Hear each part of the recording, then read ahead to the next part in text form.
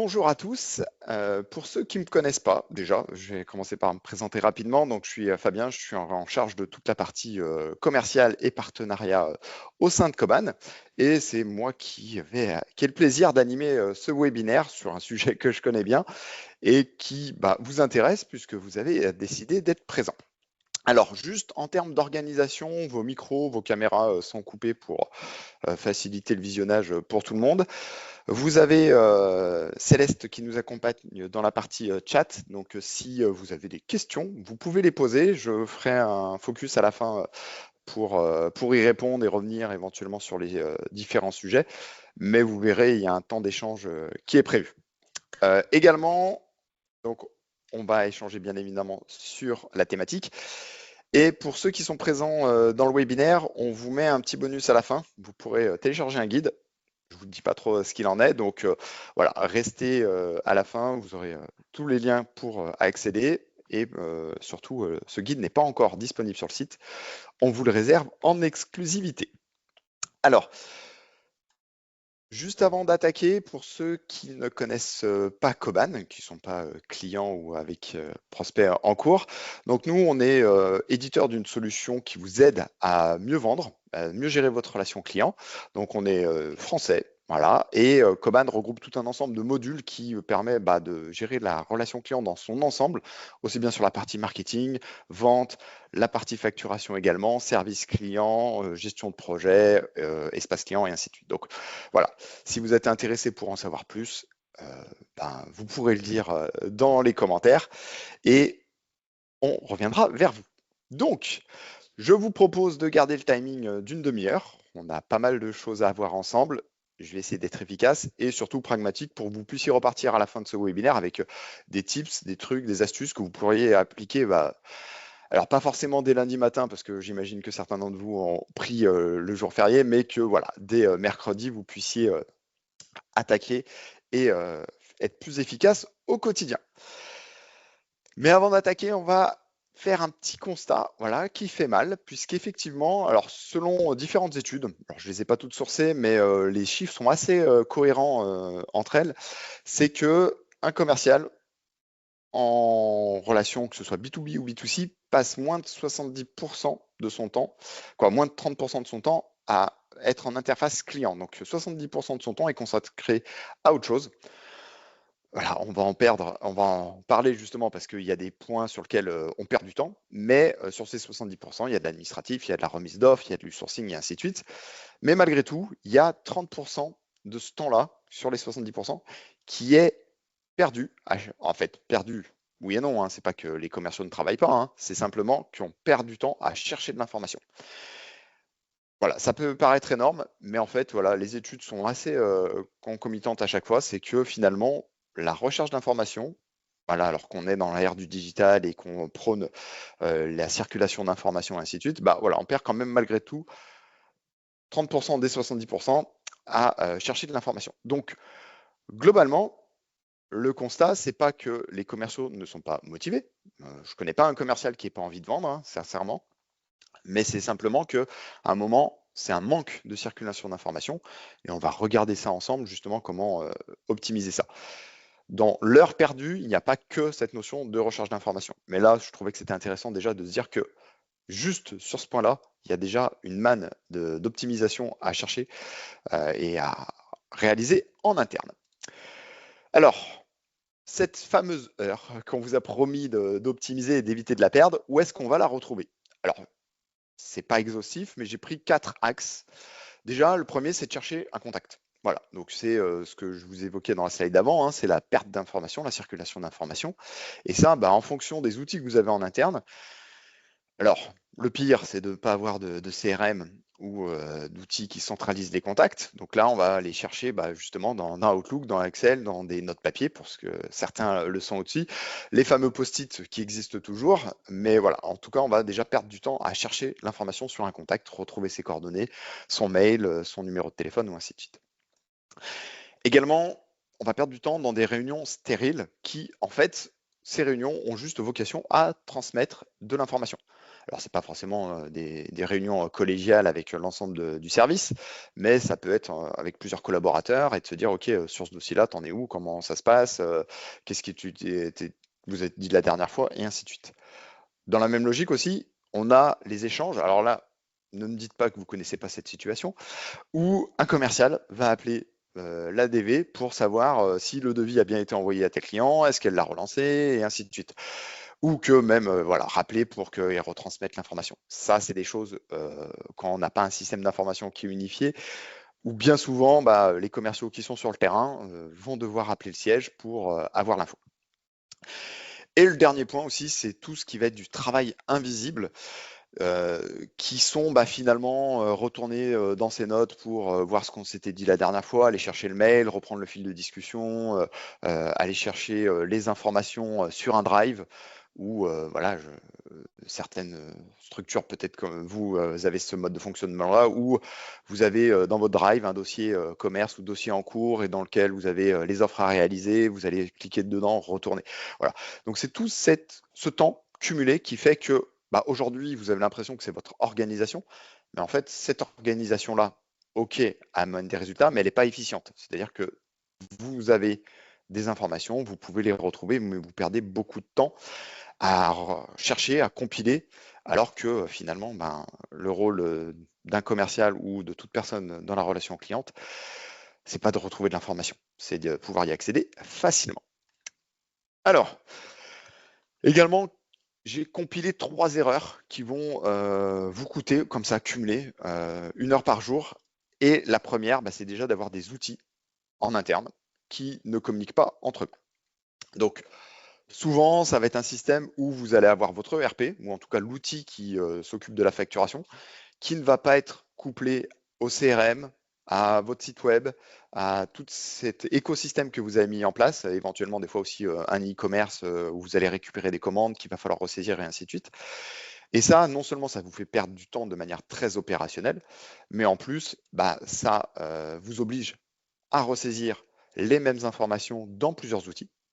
Donc ça, c'est vraiment la double peine, entre guillemets. Et également, derrière, autre erreur, c'est qu'on va laisser les commerciaux chercher l'information. Donc, tout ça cumulé, alors il y a des erreurs qui peuvent être facilement corrigeables, hein, voilà, le fait de pouvoir centraliser la donnée client au sein d'un même outil. Alors, c'est la vocation des CRM et Coban, c'est un peu notre cœur de métier par rapport à ça. Déjà, ça permet de faire circuler l'information en interne et donc l'information, le commercial pourra le retrouver, mais également l'ADV, les services en déploiement éventuellement vont pouvoir partager de l'information en interne. Là où ça peut des fois être un peu plus technique, c'est la communication entre les systèmes. Alors, ok, c'est de la communication forcément entre outils, donc il y a de la technicité, mais c'est pas compliqué. Il y a un budget à mettre en place initialement, mais en fait, si vous faites les ratios et le retour sur investissement, le fait de gagner du temps, de faire circuler l'information, que vous facturiez dans l'outil, que l'info de facturation redescende directement dans le CRM pour que le commercial, quand il va sur une fiche client, voit tout de suite les factures en cours, les impayés, puisse relancer votre client, et même les devis, hein, par exemple, aussi, ça peut être l'usage qu'on va faire.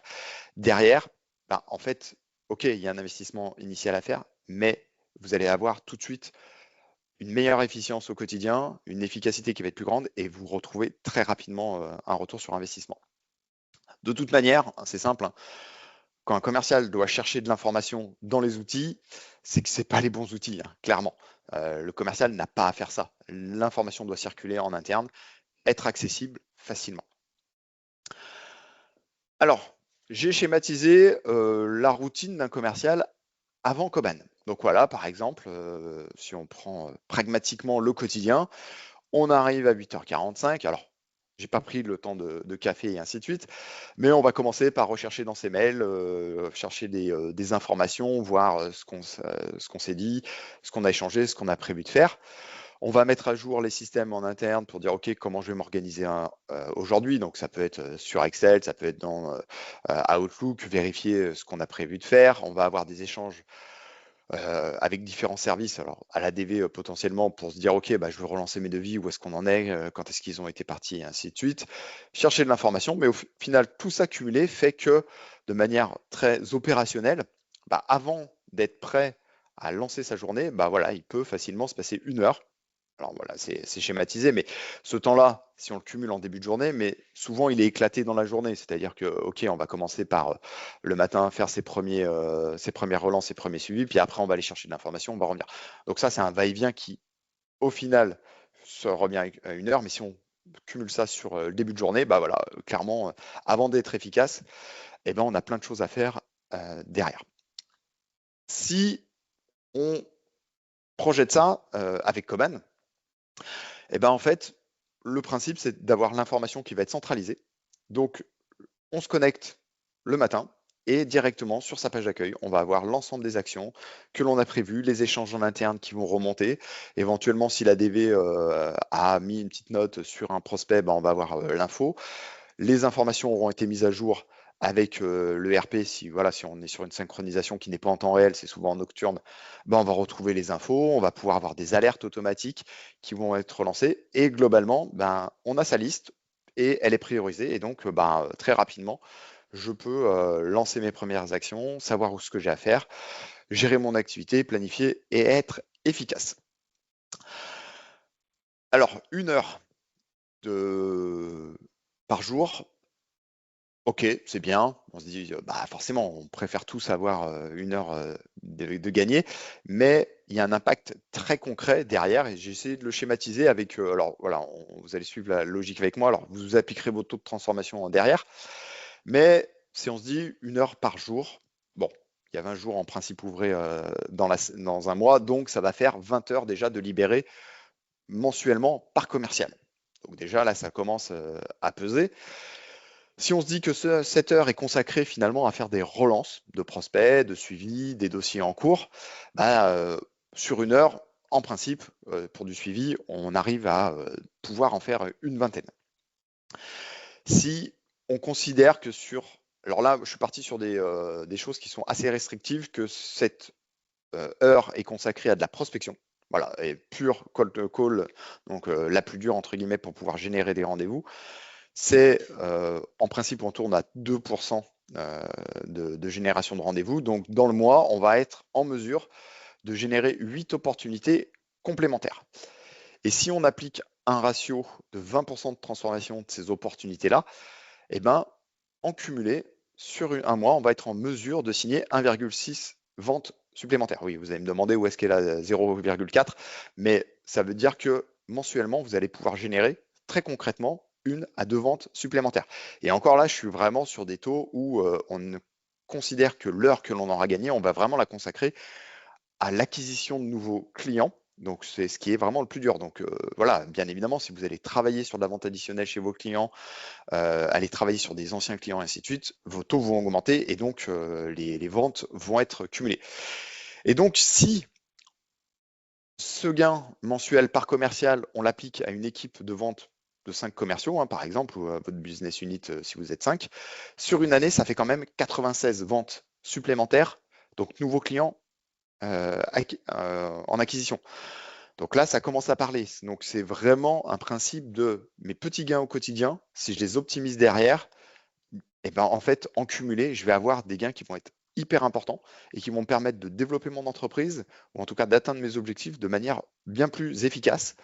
Et donc, l'enjeu, c'est ce que j'ai mis, hein, c'est pas de recruter plus pour faire plus, mais c'est simplement de libérer le temps aux commerciaux pour qu'ils puissent se consacrer à la prospection, à la vente, à travailler sur des dossiers pour simplement ne pas être débordés et perdre du temps inutilement dans leur quotidien.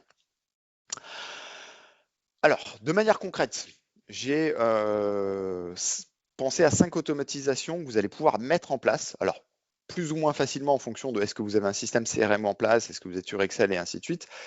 En tout cas, toutes ces automatisations-là, vous pourriez les faire dans Coban. Donc déjà, c'est de planifier des actions automatiques sur des déclencheurs. Donc là, la logique est de se dire, aujourd'hui, dans votre process commercial, ou les commerciaux, en tout cas, dans leur quotidien, vont de manière un peu systématique mettre en place des actions, vont envoyer des mails ou autres, suite à une certaine action? Bah, en fait, c'est de l'automatiser. Si c'est toujours un peu la même chose, on va automatiser le fait de réaliser une action, de planifier une relance et ainsi de suite, parce que ça va faire gagner du temps, ça va systématiser et libérer l'esprit et faire en sorte que ce soit toujours en place. Également, autre point, alors là, la relance des devis non transformés.